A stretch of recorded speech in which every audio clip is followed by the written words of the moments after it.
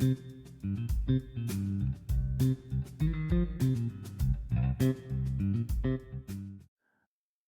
we're live. Welcome to Fino's AI Across the Product Lifecycle podcast. My name is Michael Finicaro, and I'm joined by Michael Bogomolny. Did I get that right this time? Bogomolny, come on.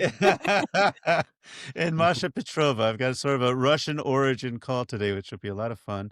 They're founders for InfinitSpace and Nullspace, respectively, which are pretty awesome firms. And I'm really excited to have you guys on. You guys going to introduce yourselves? Yeah, Masha, please. Oh, thank you. So, hi, I'm Masha Petrova. It's great to be here. I'm the CEO and co-founder of Nullspace. We're a simulation software, electromagnetic simulation software company. And my background is, we were just talking about this, so my bachelor's in mechanical engineering and PhD was in aerospace, and now I'm in electromagnetics. Awesome. Area. My name is Michael Bogomolny. I'm the founder and CEO of InfinitForm. InfinitForm is a software company which redefines design for performance and manufacturability. My background also mechanical structural engineering with PhD in structural optimization and postdoc in applied math. So that's my background. So I guess you got lucky because you actually did something in your life that was close to what you did in your degree, because I haven't done any mechanical engineering in a very long time. So can you just, because Masha mentioned that Nullspace is doing a simulation in electromagnetism. What is InfinitForm doing? InfinitForm actually helps engineer to design parts, which takes manufacturability and performance into account and generates design fully automatically. Awesome. Thanks a lot. So today's podcast, as always, on this particular show, I try to get through the hype on AI, right? To understand really how people are using AI. And we all had this moment in 2022-23 when ChatGPT suddenly burst on the scene, and everybody was freaking out that they could talk to the computer and get English sentences back. Were you guys bullish or skeptical when you first started playing with it? You were like, "Oh my God, this is going to be changing everything, and it'll be inside of every software I'm going to use for the next forever, basically." Or were you sort of like, well, I don't know, it's a little bit hokey and maybe a little fad? What do you guys think? You want to start, Michael, you Michael? go first. And by the way, can I just say, in this podcast, we have Masha in Russia, and Michael is actually Misha. So you have a Misha and Masha. Oh, two Mishas, right? Two Mishas and a Masha. Misha and Masha. There's actually a cartoon now, a very popular Russian cartoon that's Masha and a bear, called because it's another word for a bear. Anyway, That's sorry, not hilarious. AI related, but It's funny because you're like Masha and a Misha sandwich, because you're like in the middle in my screen. So there's some Michael, were you bullish or skeptical back when OpenAI broke the internet with ChatGPT? Well, historically, I can tell you that I've been looking the space of machine learning, which LLM is an evolvement of machine learning, but in general, it's the base algorithms were developed back in 60s, 70s, and now the implementation came. And it's basically you take historic data and you train or build a model based on it, and then every new request you get result. So in my PhD in postdoc, I was involved in problems that we solved using training, learning some regression models. We haven't called them machine learning back then. We used them some surrogate modeling, different names. Now they call it machine learning. I quite well aware of the limitations these methods have in engineering space. And I was initially skeptical, but what these models are able to do in language space become pretty impressive, I must say. So in the beginning, I was quite skeptical, but as we evolve and we see the progress which was done during the last few years, it's pretty impressive. In InfinitForm, we have our philosophy around the usage of AI. But that's the answer I can give you for your question historically, how it evolved. Well, we're gonna get into how you're using it with InfinitForm in a minute. Masha, what about you? Were you like super stoked, or were you also a little bit? We'll see. No, I gotta tell you. So I don't like technology. No, just just kidding. I'm skeptical about technology, probably because I'm an engineer. And so I was actually, when the whole AI, hype was happening. First of all, I'm allergic to hype because my background is in marketing, so I understand how hype is created. I also come out of former Soviet Union, so I know what propaganda is and how Yeah. that's created. And so that made me very, very skeptical. And so for the longest time, I avoided having anything to do with AI. And then it's actually an interesting story. Last Christmas, around Christmas time, we were fundraising. So this was before we raised our first venture capital round. And it was extremely stressful time. And I've had like a million things I had to do because I was the salesperson for the company. We were building the company. You're, as you all know, you're building the plane as you're flying in it. And I came to a point where I was just really depressed. And I'm like, there was a lot of stuff happening in my personal life, like just too much going on with my company. And at that time, I have a couple of CEO friends that we are sort of in a chat group that we talk about different stuff. It's a support CEO group. And I reached out to them, and one guy who was a PhD actually from Stanford said, "Listen, why don't you just try AI to help you get like your thoughts organized and help with productivity?" He's like, "It helped me get my last SBIR grant, and so now the company has money." So I was like, "Okay, fine. If I helped you get money, I guess I'll try it." And so I tried it mainly for productivity. And what I found that it did for me, and it seems very simple, but it was huge at the time, was it helped me get through writer's blocks. So I'm dyslexic. I am not great at typing. And so for me to write an email takes a really long time because I have to like check it a million times. I miss spelling errors and spell checkers don't really catch all of it and so on. And so I found just doing stream of consciousness, like dump into AI, and then just having it process my emails, all of a sudden like 10x my just productivity. It was And then insane, helping right? me kind of organize my thoughts, right? So I don't use it as a therapist. I still think it's a tool, but just realizing, oh, wow, this is technology that could be very helpful on the productivity side of things. I don't rely on it to create things. So like create emails. I don't rely on it we don't use it in our company to like create original content because you just get AI slop, but to use it to help you like get through what I call writer's blocks or creativity blocks has been really helpful. And then we hired a head of marketing who's awesome. And she is, shall we say, a younger generation. So she's more natural with new tools. So she was using AI. So we use Notion's AI assistant, which is awesome for our project management and things like that, for example. And she was just so fast.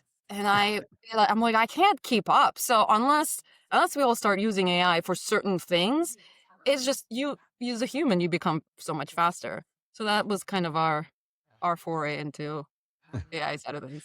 Yeah, it's been it's pretty astounding, especially on the latest thing for Google. It's just been insane what you can do with it for that. So, in terms of using AI, I'm imagining that the developers that you have at InfinitForm and Nullspace are using Cursor or Windsurf or GitHub Copilot or something. How have you managed that? Going forward. Like I talked to one startup. He said, "Oh, I only let the senior developers use the AI stuff because I want the junior developers to learn how to program before they're using this assistant to write all the code for them." Which is one idea. But I'm wondering, from you guys, how are you guys, how are your products being developed with or without AI? Well, so we in company, we use AI in multiple areas. First, inside the product, the interface between users' requests, understanding users' requests, and setting it up in the right way in software. This is one way. So AI basically interfacing between the user and the engine we develop. Second is once result is done, AI is able to analyze result for users. Let's say you get design, it can analyze its functionalities in terms of mechanical performance and specify critical areas areas of concern and recommend ways to improve the design. Because it's all access to data and language, so it does it pretty well, and help to redefine problem in more accurate way, to improve the results using our engine. So actually AI in our case is implemented inside the GUI, inside the product itself. In terms of development itself, again, code is a language, and many of our developers we're not restricting, the opposite. In startups early stage like ours, we need to move faster, and restricting from junior developers not to use AI, I don't think it's a smart decision, because you have to become productive.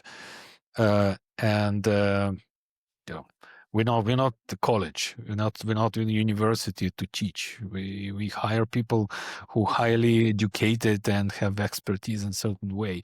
But if you need to develop develop some routines or some functions which do basic stuff, actually AI is very good in this. So it's shortening development cycles significantly. Not in the first attempt you get perfect code, but with some little debugging, fairly quickly you can get result. Again, you cannot tell build me code which optimizes parts, but it's unable of doing it. But if it is some routine that gets certain parameters and should perform certain task, it's pretty good in this. So this is where we use AI in our product. Thanks. How about you, Masha? Yeah, I think very similar. So I'm lucky to work with a brilliant co-founder who's our CTO as well. And so for a long time, he wrote and worked on AI based optimization type projects that they're not part of Nullspace yet, but they'll be released in the future. And but he himself was just coding it himself. But he's just super like fast and really smart, and like he could stay on in line with how fast AI was developing. But at some point he's like, okay, we're gonna use AI tools. So now we've got like every possible AI tool for development there is, I think. And I think the philosophy of the company on the development side is let's try everything, and because it's clearly going to be part of the future. And so similar to what Michael is saying, how they're using it for development. We don't have many junior engineers at the moment, so I can't tell you what we're going to do once we start bringing them on board.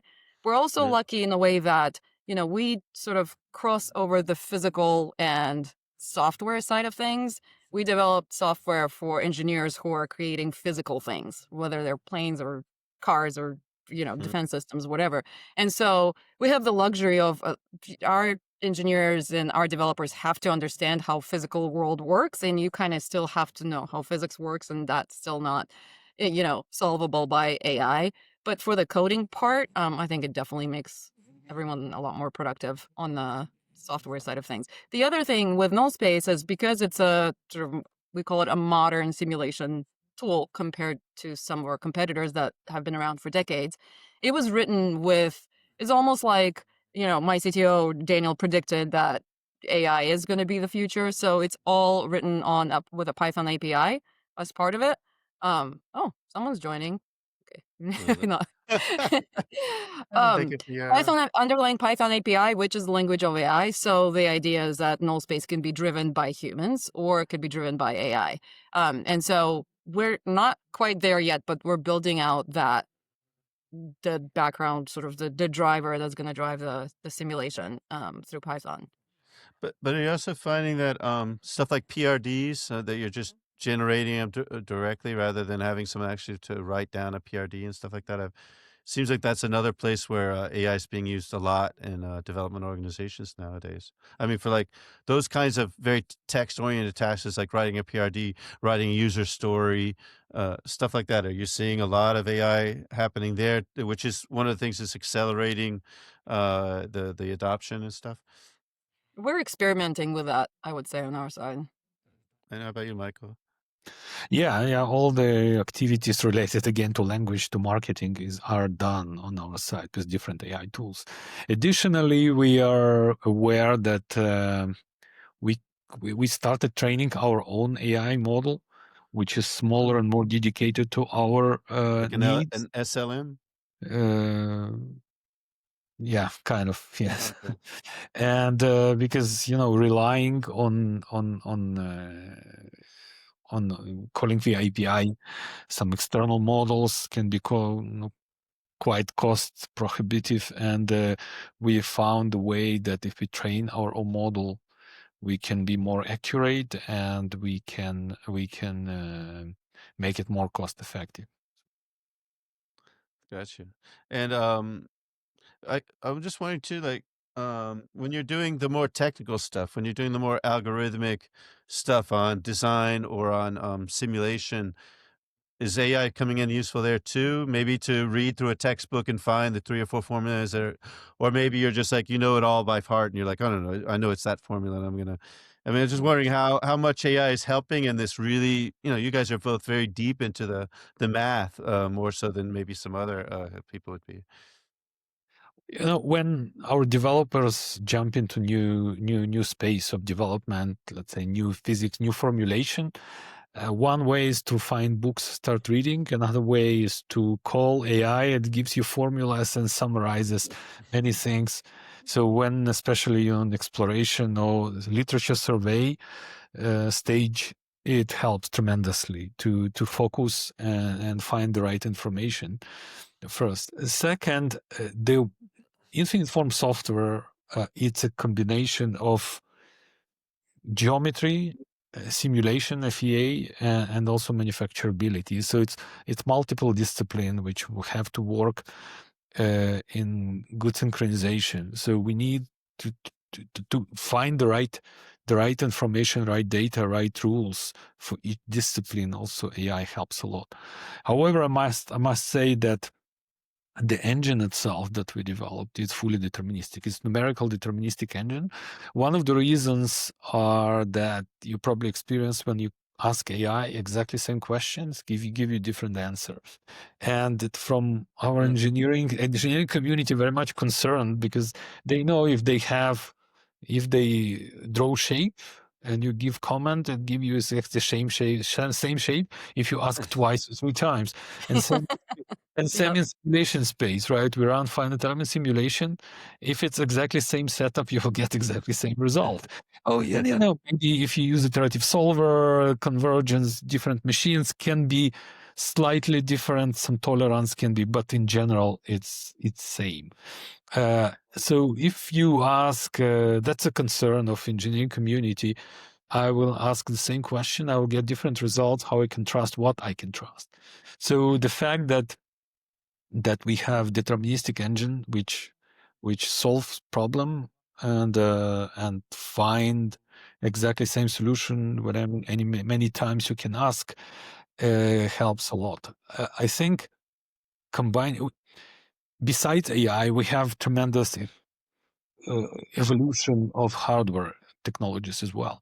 Modern GPU allows us doing nowadays, it's unbelievable. Of course, having such an advanced hardware pushes in to develop better solvers as well. Of So course. because if you look 15, 20 years ago, the solvers were completely different. Now, because they were CPU oriented, now GPU oriented solvers are completely different, and we are able to achieve tremendous speed up. And our philosophy is that everything you can solve numerically, just go and solve. Don't call AI, because you cannot rely, as well as many of surrogate modeling techniques. I want to be careful. Not reliable, because you don't know if you're looking into interpolation and not extrapolation. And when you extrapolate, it may be very inaccurate. Interpolation works very well. And yeah, I mean, also we want to be cost effective to train this machine learning model that takes tremendous amount of compute time, but if you can develop very fast solvers which can solve problem directly and quickly within seconds, rather than training for days model and to obtain approximated result, kind of questionable. So that's my takeaway of where in engineering world AI must be used for actual Calculations. geometrical implementations versus the text. You have the same experience, Masha, or maybe slightly Yeah, different? for sure. I think it's just, for any of us who've been trained in engineering, especially if you have any kind of like graduate, postgraduate degree, it has been drilled into us to avoid disasters, right? Like to Yeah, minimize risk is kind of part of our nature a lot of times, even for those of us who become entrepreneurs and like risk in some extent, we also have to make sure we're controlling other factors to minimize the risk, right? Because these things that engineers build, again, think about it. This is critical infrastructure. It's the bridge that your car is driving on. It's your actual car. It's the plane that you're flying in. It's the satellite that you're relying on for communication. If stuff just starts breaking, it's very bad. And so engineers for generations have been kind of trained to make sure that stuff does not happen. And so simulation tools over the last, 50 years or so, since they've really kind of come to their own, engineers rely on simulation as part of the R&D cycle, right? Like it's very hard to find an R&D process in any decent size organization where simulation is not part of the process. And so simulation has been proven out to, like Michael said, to give you reliable enough results that you can sort of rely on and minimize the number of actual physical prototypes that you're doing. And so I think it just goes against every fiber of an engineer's being to all of a sudden start, go to a you know, probabilistic system. yeah, Yeah. exactly. Start asking them, especially, just having your own human experience, like asking ChatGPT or Claude anything. Or like last night, I was trying to do something with my Notion AI assistant. So I built myself a virtual assistant in Notion. Notion is an awesome sort of productivity tool. They've built out some really cool stuff in the last 6 months or so. And I was, I was screaming at it. I was cussing at it because it kept lying to me, right? Like you ask it one thing and it just flat out lies. And you're like, no, I put in your instructions. You do not make stuff up. Don't lie to me. Like I told you a million times. Oh, yes, you're absolutely right. And then it lies again, right? And so as any engineer, if you have experience with experience like that and go like, I don't want that anywhere near my product that I'm actually having to develop.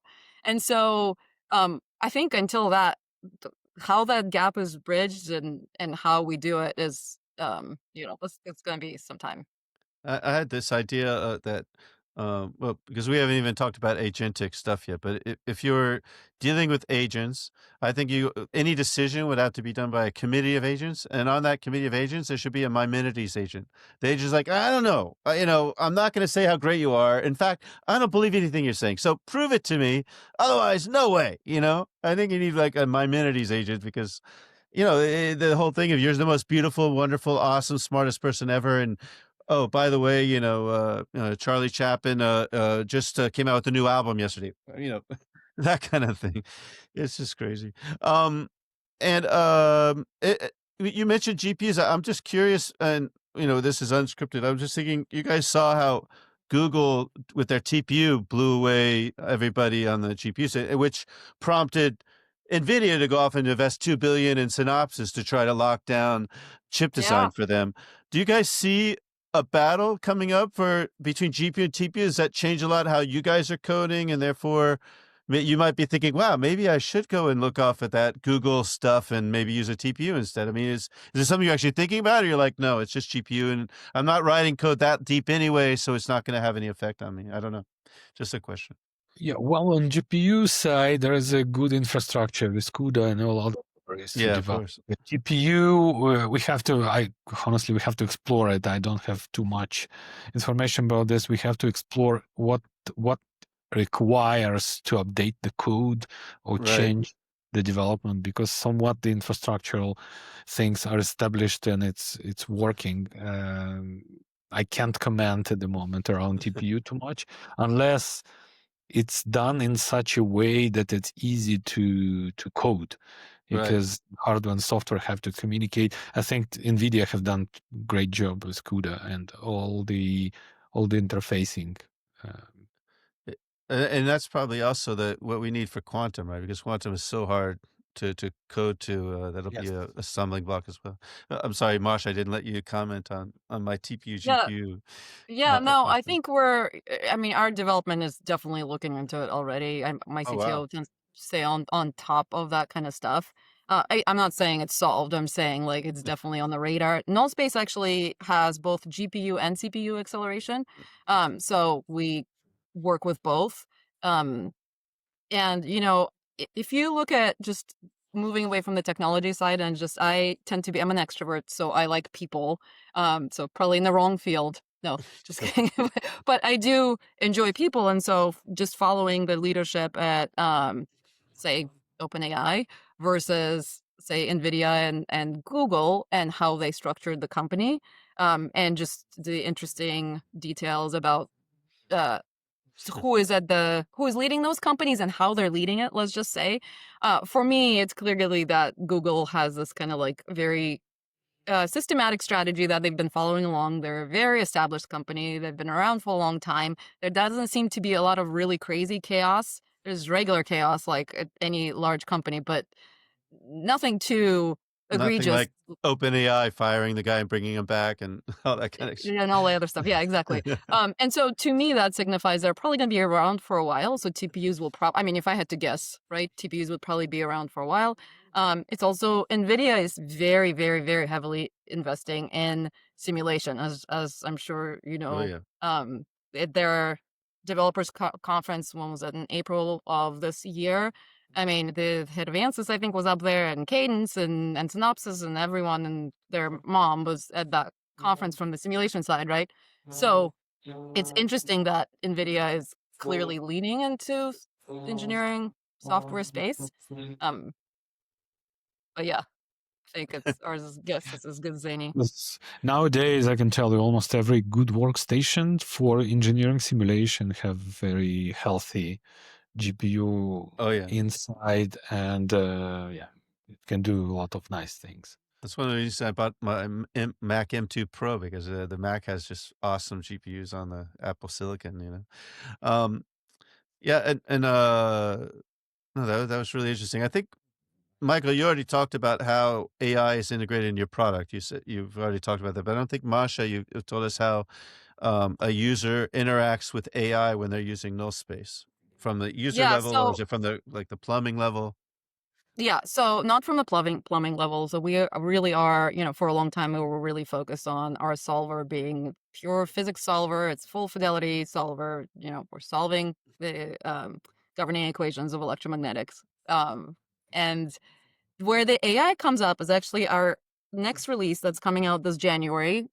Is going to have some really cool AI things for CAD cleanup. So for Nice. simulation, you have this cycle, right, where you have to build out your CAD and then you have to mesh it, right? In order Yeah. to mesh it, you have to clean up the CAD, especially for electromagnetic simulation. There's a specific process of cleaning that CAD. You want to remove a bunch of small parts that are not contributing to the electromagnetics part, but can make the simulation very lengthy, especially if you're running full fidelity simulation, right? And Right. so for a long time, that was a pretty tedious process. And with current, competitor tools, it's a relatively tedious process where you have to go back and forth with the mechanical engineers, removing this stuff in SolidWorks because it's easier in SolidWorks than in the actual EM simulation tool.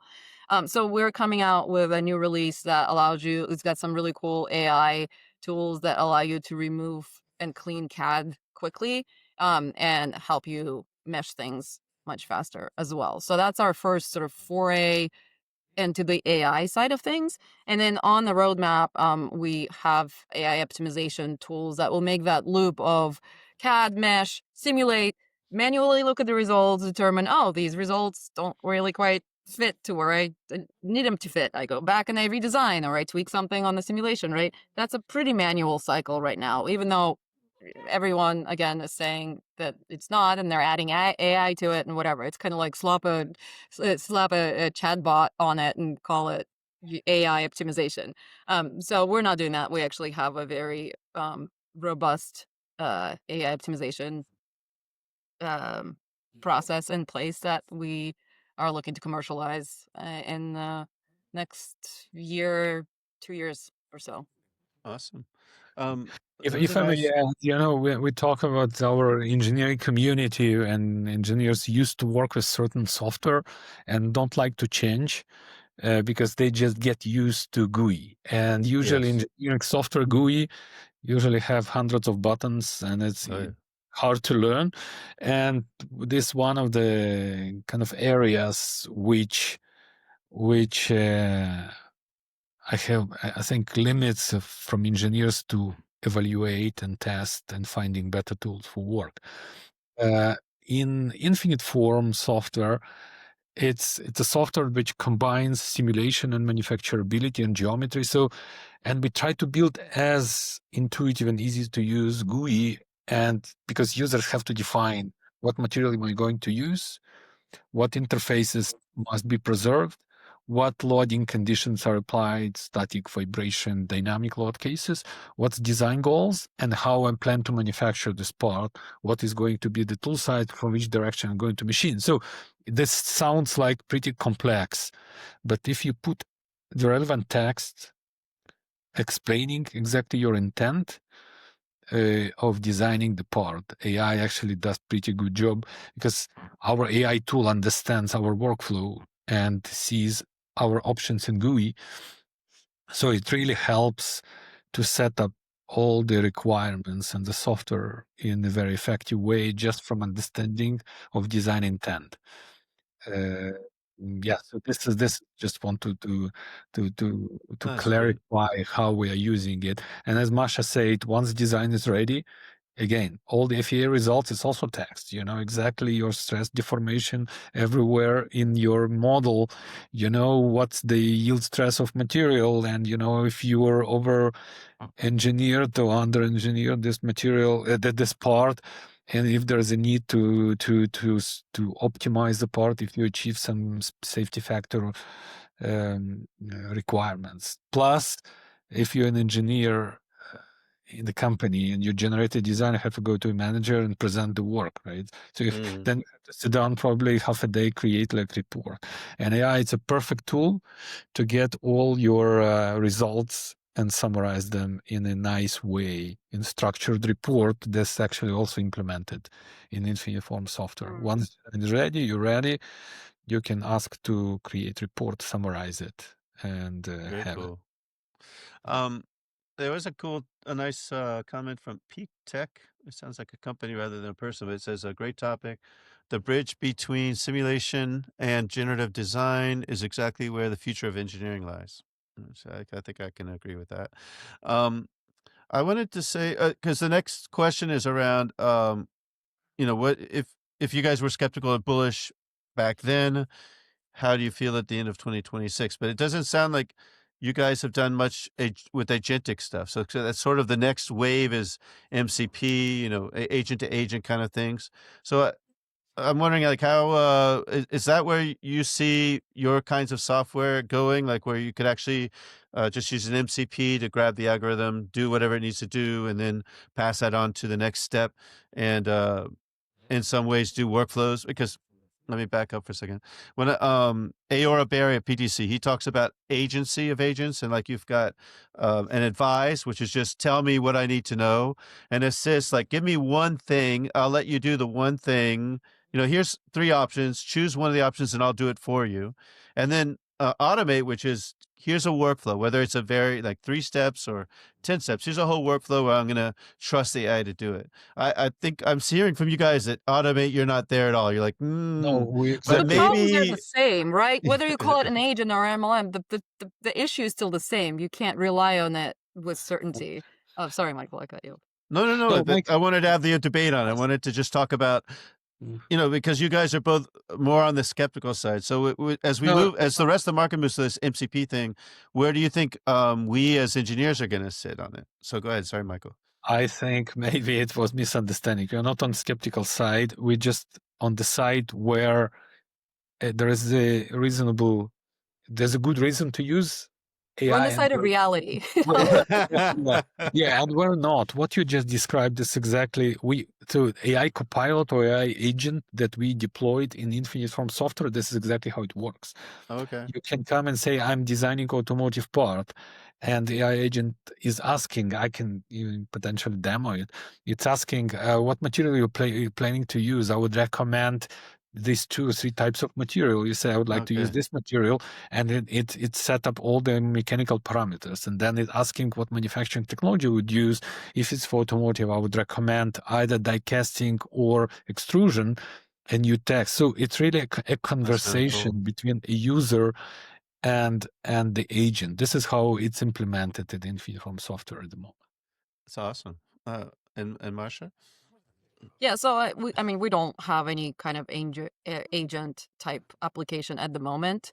And again, you know, if we do in the future, the issues are still, again, the same issues, right? So I think our philosophy is that I would agree with Michael. I don't think that we're skeptical. I think we just know the limitations of the software, and we can see through the hype, I guess. And you know, we're just realistic. It's a tool. It's a great tool. It's very interesting, but it's not God. Let's just say that, right? It's a tool, and so um, as long as we keep that in mind and don't buy into the hype and just stay with like the reality of what it can and cannot do.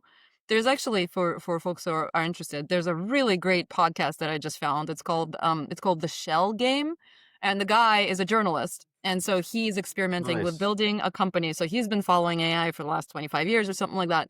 And he is building a company with AI agent co-founders. And so like his Oh, employees are AI agents, and he's documenting the whole thing in the podcast. It's really that's really interesting cool. What was it called? because The Shell Game. the shell game, yeah. Nice. Um, because you could really see, you know, it's not an engineering podcast, but you could really see the limitations. We're going to run into the same limitations if we apply these agents in whether it's engineering or anything else. And so again, because our customers are designing real physical things that can really hurt people, you Right. know, if a plane falls out of the sky, or the antenna doesn't communicate in a critical situation, it could really hurt human beings. I think we have to be just very, very careful with where and how we apply those. And again, simulation sits right in that space where engineers are used to relying on it to reduce physical tests and physical prototyping. And so, you know, to rip that out and start throwing technology that is, you know, likes to hallucinate every once in a while, or like it's not deterministic, just like as Michael mentioned. Um, well, then before we go into the customer discussion with how we end the call, I'm just thinking too, I think there's a lot of anxiety, right? There's a lot of these things on, you know, AI is going to steal my job. Since you guys are both founders and you're both engineers, you've probably already given thought to the question of the future of work in the sense of if you were a student and now, like you were 15 years ago, would you have changed the way you were studying? Would you have changed your subject? Would you have done the exact same thing? Or what kind of advice would you give to these younger people that are like, Jesus, what am I going to do? And how am I going to have a job? Because it'll be an AI guy doing my job. So I would like to put that to you guys as leaders. And what do you guys think? What was your advice to them? Uh, you know, how do you know that AI lies? You apply your own intelligence, right? This Right. is, or it gives you incorrect result. So engineers have to, I may be old school, but you have to have very fundamental knowledge and understanding of physics. I give you an example. In 1940s, 1950s, people built buildings or bridges without computer. Why? Because they had understanding of fundamental physics and engineering. I still think in my generation, I did my PhD and all my studies in Technion in Israel, we were kind of prohibited of using finite element software, at least in bachelor and masters, to do all these calculations manually. You develop good feeling Yeah, that's of true. engineering and good understanding, and it actually follows it like you learn the language. It follows with you the entire life. You look at the structure and you have understanding if it's good or not. I think if you're young generation and you see so many different tools. You click the button, it gives you a result. You have to have this good engineering judgment to understand. The intuition, right? Exactly. But this intuition comes in fundamental knowledge. Yeah. From a lot of studying. Intuition Yeah. comes from a lot of studying. Yeah. Yeah. I see that many students, new generation coming with use of too much of tools and have less understanding of the fundamentals. And as we progress further into this AI world, I'm asking questions, give you an answer. How do you know if it's the right answer? That's my biggest concern. Engineers have to still keep learning and knowing the fundamentals. And actually, it's also, I would like to point it for schools, to universities, colleges, when they teach, you must know fundamentals before going into using different tools, because garbage in, garbage out. You can ask wrong question, it will give you some answer. You will not know if it's the right answer. You're going to produce part and it can break. Of course, that's why, Masha, as we said, in many companies, if there's critical components beyond simulation, there's also physical tests, but not always you can do physical tests. And in some companies, you rely on simulation or you rely on these digital tools. And if you rely on digital tools, the operators of these digital tools must be qualified people. Thanks. And Masha, you have the same advice, or? Yeah, so I completely agree with Michael, but I also have a soapbox. So I have a soapbox on that getting degree in engineering, and by that I mean real engineering. I don't mean software engineering. Oh, ouch. The physical type of Half engineering. our audience just left, you know. Yeah, I know, right? Sorry. Let me rephrase. Getting a No, it's degree in the physical type of engineering, an engineering that crosses both worlds, the software part of things and actual physical world where you can, with your hands, go and build something. Because for now, we still are living in a physical reality, right? And so, that will force you to do what Michael is saying, is you will have to understand. Sure, you can use AI tools and whatever, and sure, you can upload your homework into ChatGPT or whatever. But at the end, you still will have to, if you have to build something that functions a certain way, you're going to have to learn it. And so, and also, you're not going to be replaced by AI because you're actually building something with your hands in the real world. So if you don't want to go out there, and right now I hear there's actually a lot of recommendations for kids, because colleges are so expensive, is to go to a trade school, go learn a trade, which I think is actually a great idea. Go, become a welder or learn something with your hands. I think engineering is such a great major to learn things that are physical, so you're not going to be replaced by AI, but at the same time, you using technology and lets you leverage that to kind of, go into a more advanced technology field. So Well, I would maybe. say, yeah. No, go ahead. You would say, I was finish just your going to say, sentence. the world just needs more engineers. So if Yes. any young people are listening and wondering what major to choose, mechanical, electrical, aerospace, civil, great Nuclear. majors.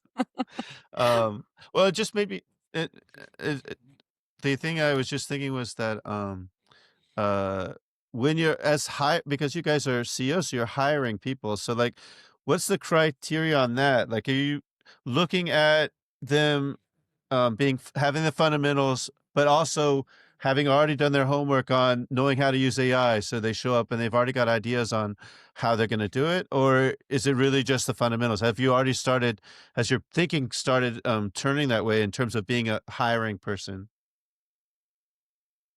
Well, specifically on our case, it's highly technical product. Right. So you have to have an expertise, and we have many PhDs in this field. I would say it depends on the person, not on age. If Okay. person is open-minded and is ready to explore new things, and is not afraid of experimenting, and we encourage experimentation as well, because you need to keep up on what's going on. And as we develop tools to make our customers more effective, we also to become ourselves more effective using some of these tools. Okay. So we don't put specific criteria. We just look at people who are open-minded, flexible, and this is super important in startup in such an early stage because things change all the time, and some things don't work. You have to be creative in finding much more effective solutions. You Right. think this is going to work and it's not working. You have to find the way to make it work, and you have to think out of the box. And this is the type of people we look for and we About the hire. same for you, Masha? I mean, yeah, exactly. And if you think about it like this, let's say you have two candidates interviewing for whatever position, right? And let's say it's some sort of an engineering position, like application engineer, let's say. And one is clearly highly sophisticated and really understands physics and engineering, and clearly has proven that they have done that. But they say, I've never used AI tools, just haven't really used them. But they're clearly smart and they are eager to learn and they're flexible, but they're like, never touched AI before in my life, just for whatever reason. Code everything by hand just because I am fast enough. And then you have a second candidate who is technically not great, but loves AI and says, I use all these tools like all the time. Like, which one would you hire? Do you know what I mean? Like, the one who could pick up the AI tools and learn. I mean, my 94-year-old grandfather, he found out about ChatGPT and like talks to it all the time now. He learned how to use it, right? Or someone who is not really technically skilled, but is excited about AI and use all these AI tools. That's easy to pick up if you're flexible and fast. And so I think right now, just look at what is like a harder thing to achieve. Is it an engineering degree or is it talking to ChatGPT for a year? Like, Right. what's harder, and pick the harder one. And that will Mhm. sort of help you. So let's switch gears and talk a bit about AI when it hits the real world. So I think of AI, when I think of companies, I think of their digital maturity because, you've got to have a certain level of maturity to have AI in your organization, right? And so I think of like organizations that start at one, which is like email and Excel still, right? They're barely using anything that's digital, up to, the mythical company that's at 5 having autonomous, agentic, adaptive digital twins. I mean, basically nobody's at 5, almost nobody's at 4. How, first of all, so the first question is how do you gauge it? Maybe it's industry by industry. So I'll just throw in that I talked to a guy, you've probably seen him on LinkedIn, Peter from XMPro. He has it's more of an OT system, but he's looking at mining. And he said, you wouldn't believe it, but mining like 10 years ago was like in the Stone Ages. And now it's probably the most advanced industry in the world because autonomous vehicles to go down in the mines, find stuff and bring it back up. And all these vehicles have to use electricity because if you're using diesel, you basically kill everybody inside the mine. And so you can imagine a grade like this going in an electric car, the battery's going to die. So you've got to be like, and I was like, holy cow, that's amazing, right? So you guys are doing space and you're doing aerospace and space tech. And where do you see the industry in terms of digital maturity at, without naming any names, but just, in general, what would you say that would be between a 1 and 5? I would say everybody in space, defense, aerospace industry understand they have to become more efficient. How you become more efficient? You need new tools.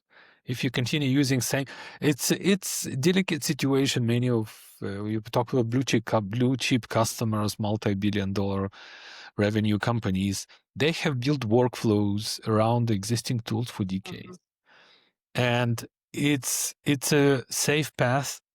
However, the current workflow is very slow. If they want to move faster and more effectively, you have to use more advanced tools. And I think what we see, there is realization from many of these big companies, they must start adapting more advanced tools because they will increase productivity by orders of magnitude, not 10, 20%. It's really orders of magnitude. One of the kind of, again, limitation when we talk to space, defense, aerospace, is that due to ITAR regulations and different regulations, they cannot use cloud-based tools. And most of AI tools embedded into cloud-based tools. So this is, I would say, for some of these companies, obstacle in some sense, because IT or cybersecurity always step in and say, what do you do with AI and how we implement AI? But they have to be isolated because there are regulations, they have to be isolated. Now, some of them use GovCloud, private clouds, and there are some solutions. However, it's not easy. And I think these big companies have to become more and more flexible. Smaller some companies who less restricted, more flexible, and in adapting those tools. And I was surprised some of customers who would never believe would use cloud product they using our cloud product. Overall, I think the industry have to do some also shift in understanding that new tools must be adapted.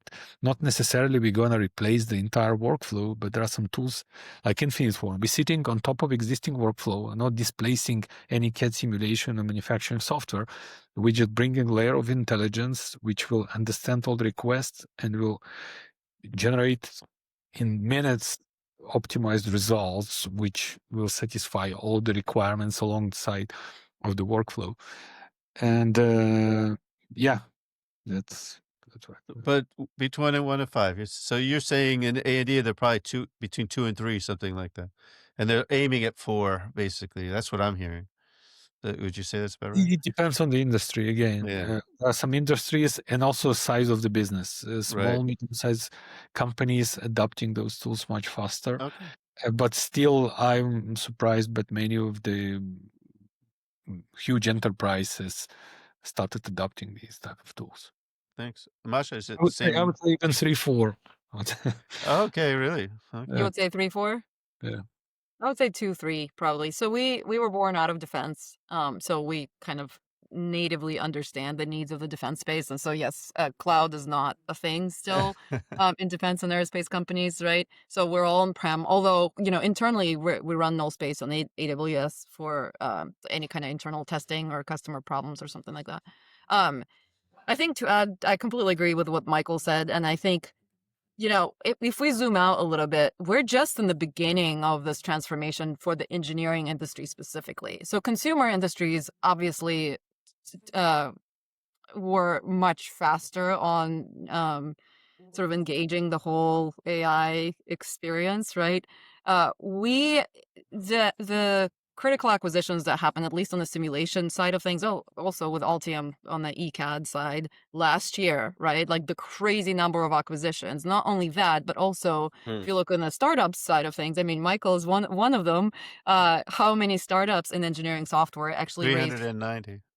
I found Yeah, 390. It's just insane. Yeah, huge number. That's right. You did a post about that, right?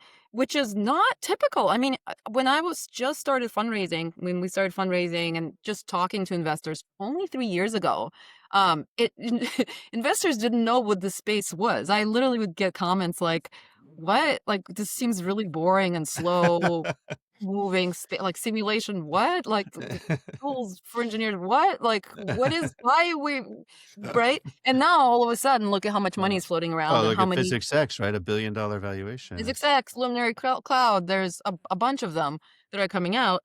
And so I think what's important, and at the same time with the acquisitions of Ansys and Altair, and now the huge investment in Synopsys, the engineers are kind of looking around at least in our space, going like, wait, hold on, we've relied on these tools for 40 years. We didn't have to look for anything else. I mean, think about it. For 4 decades, there was nothing else you needed to look at. You had Yep. Ansys, you had Dassault, you had Altair, and like That PTC, was and that's it. pretty much it.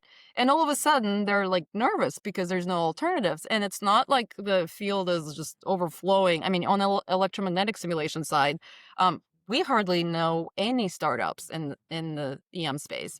And I think I so found one, but we'll talk about that later. okay, but point being is, to Michael's point, is these companies this is like year 2, let's say, for these larger companies to start looking in the new technologies and also how fast AI is evolving, right? So it's like a combination of things with these huge acquisitions happening all in one year, with these big pushes from OpenAI and NVIDIA and so on happening also in the last 3 years or so. It's very early. But I think, like Michael said, the successful companies will figure out a way to work with the engineering workflow because engineering workflow is so precious. I worked at a startup 6-7 years ago, acquired by Ansys now, where the CEO came in and his first mandate was to take on-prem simulation software that was developed and break it all and force customers on the cloud. Like basically said, we're not selling any on-prem licenses. You have to buy cloud license, right? Which is just idiotic and did not work. And No. whatever. And then they were sold to Ansys. But but you can't do that because these methodologies that are so ingrained in engineering workflows are so ingrained that I think, like Michael said, if you can come in like Nullspace as well. So we're not coming in and trying to break anything. We fit right into the engineering workflow. Yes, you have to learn the new interface and there's a little bit of a learning curve involved, but that's it. Like you don't have to reshuffle everything else. Licensing structure. We just, I won't say the name, but there's a very large defense company that we just closed a deal with. Just to freaking get them the license and get the invoice, was like a complete nightmare. We had to talk to like 20 different people just on the invoicing and, send the link of the license side of things.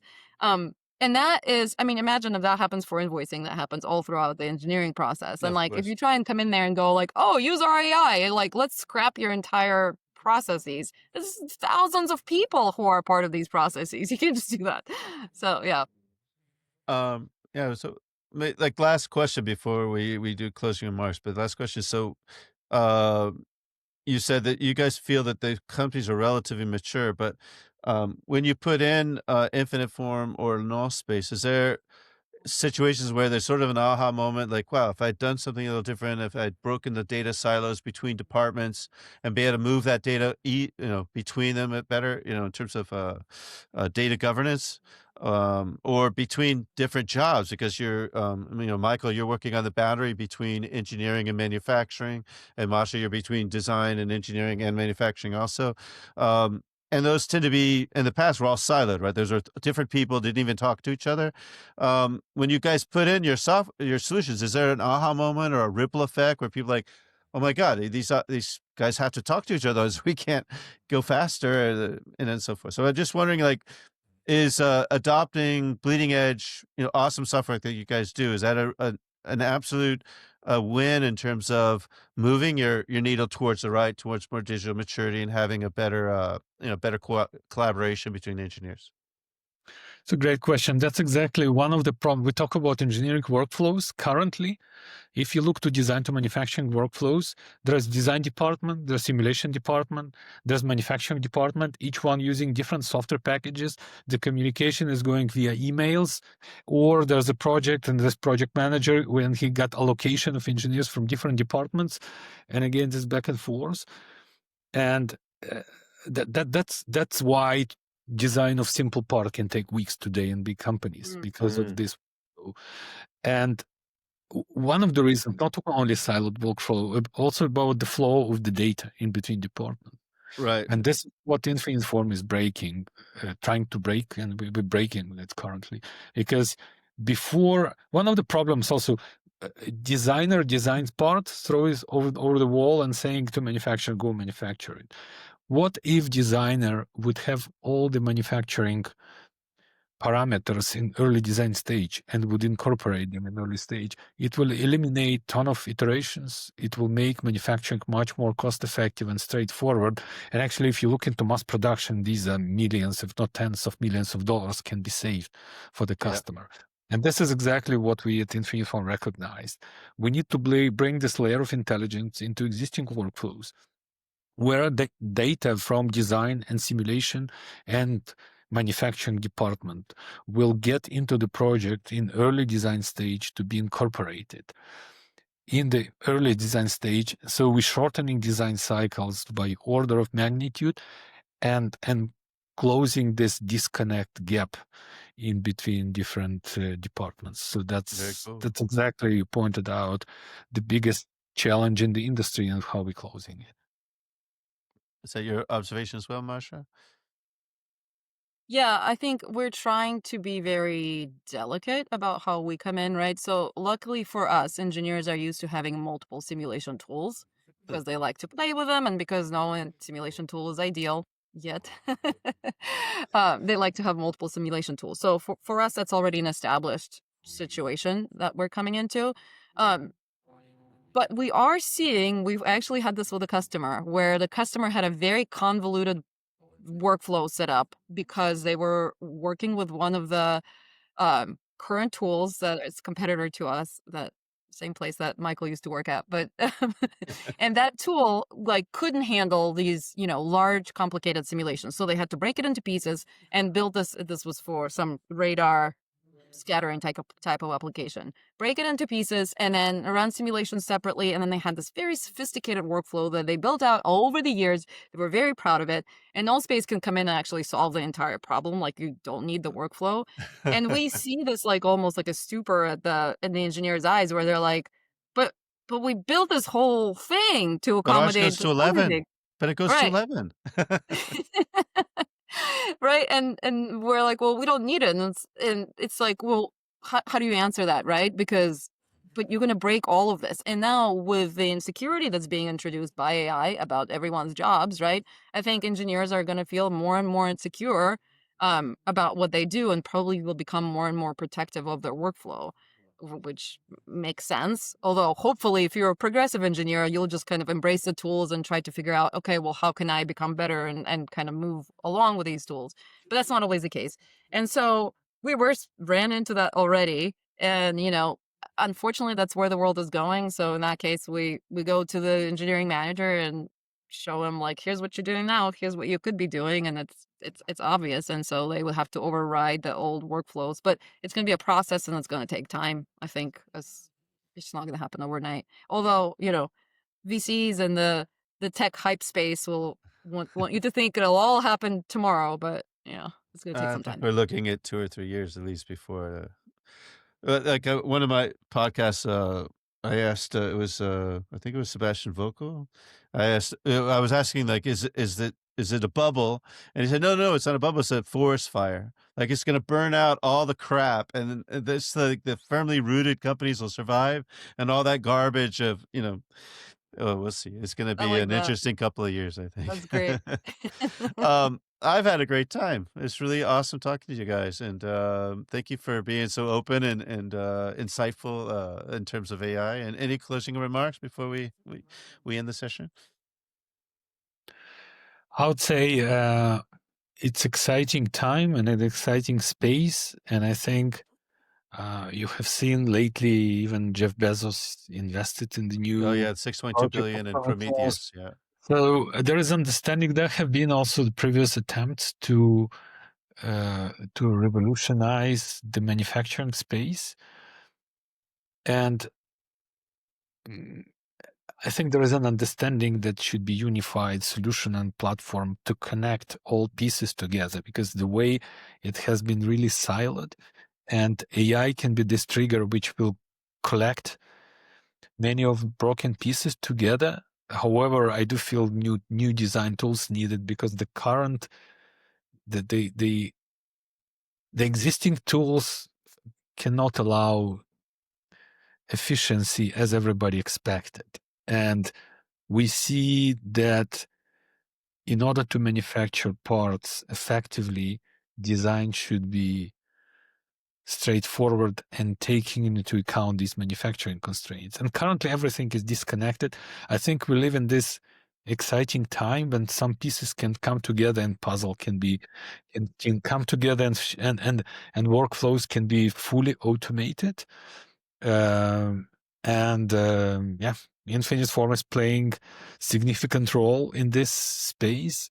We found exactly the gap in the workflow we developing, and actually our official launch is going to be in January, second Nice. half of January next year, where we're going to launch our platform. And by the way, Masha, as you said, we have on-prem solution for defense, aerospace, enterprise companies, but we also have cloud offering for all the rest, and we're super excited. Well, I hope Where are we'll you do it. launching? Sorry, Well, Michael, are you launching it an event or a trade show or anything like that? It will be before the event. We will be also, by the way, Michael, you asked what event next year. Yeah. Going to IMTS All in right. Chicago, we're going to attend, and we also going to be in 3D Experience World Okay. as we partner for the System SolidWorks, and we have a few more events next year. But these are the major. Awesome. How Yeah, about and you, we're Mash? launching our newest Nullspace release is coming out in January as well. That's the one that has the Yes. exciting CAD cleanup features. We're Nice. gonna launch that at AIAA SciTech Okay. in January in Oh, Florida. very cool. So, and we're gonna be at IMS and Phase Array Symposium as well later this year. Awesome. Well, I hope Congrats. maybe we'll see you at a couple other ones that we've talked about. It'd be But great. Thanks so this much was for putting this together. This was super yeah. fun. And maybe we could get another Misha's and Masha hour, maybe after your launches and see how it goes.